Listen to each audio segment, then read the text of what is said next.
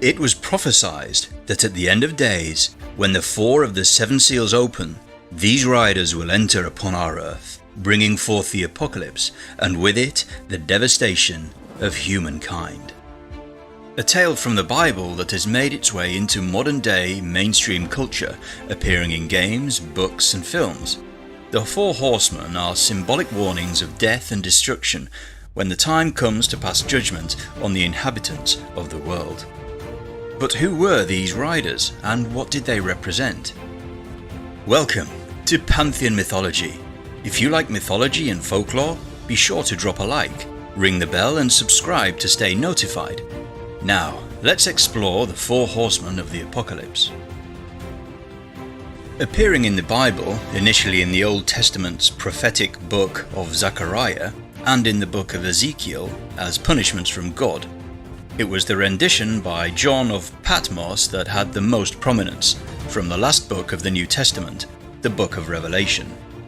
These 4 entities would bring upon the earth the apocalypse, passing judgment on humanity, wiping out all who were unworthy, which was said to be more than a quarter of humanity. Each rider would bring devastation in their own manner. Then I saw when the Lamb broke one of 7 seals, and I heard one of the 4 living creatures saying as with a voice of thunder, Come! I looked, and behold, a white horse, and he who sat on it had a bow, and a crown was given to him, and he went out, conquering and to conquer. The first of these, Conquest, rode on a white horse, known to carry a bow and wear a crown upon his head. There are several interpretations of the role Conquest played in the apocalypse. Influential theologian Irenaeus claimed that this was Christ himself. White is often associated with righteousness in the Bible. Thus, this rider, if it was indeed Christ, would conquer the lands by spreading the gospel. Another interpretation of Conquest, from that of the Roman era, is that Conquest illustrated the glory of the empire. The Romans were known for their skilled ability in warfare, and at its height, the Roman Empire oversaw a predicted 20% of the globe. They were conquerors indeed. Conquest is also referred to by some as pestilence, who would bring upon the earth infectious disease and plague. The second horseman, war on the red horse as depicted in the 13th century Apocalypse manuscript. When he broke the second seal, I heard the second living creature saying, Come! And another, a red horse, went out. And to him who sat on it, it was granted to take peace from the earth, and that men would slay one another, and a great sword was given to him. War, rider of the red horse, would carry his sword upwards ready for battle, and his steed galloped while the red of his horse symbolized bloodshed.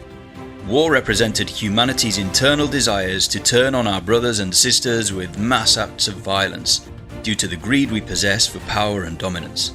When war appeared upon the earth, it led mankind to destroy itself. The second horseman is considered by some to represent civil war as opposed to the war of conquest that the first horseman is said to bring. Others believe that it might also represent the persecution of the Christians. When he broke the 3rd seal, I heard the 3rd living creature saying, Come! I looked, and behold, a black horse, and he who sat on it had a pair of scales in his hand. And I heard something like a voice in the center of the 4 living creatures saying, A quart of wheat for a denarius, and 3 quarts of barley for a denarius, but do not damage the oil and the wine. Riding the black horse is the 3rd horseman, famine, carrying a pair of scales as one would during times of famine in order to weigh food for rationing. In the book of Revelation it states that the indicated price of grain is about 10 times normal, with an entire day's wages buying enough wheat for only 1 person, or enough of the less nutritious barley for 3, so that workers would struggle to feed their families.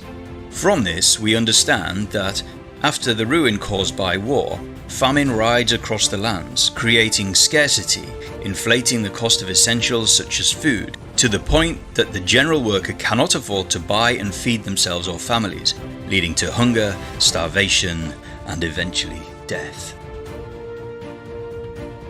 When the Lamb broke the 4th seal, I heard the voice of the fourth living creature saying, "Come." I looked, and behold, an ashen horse, and he who sat on it had the name Death, and Hades was following with him.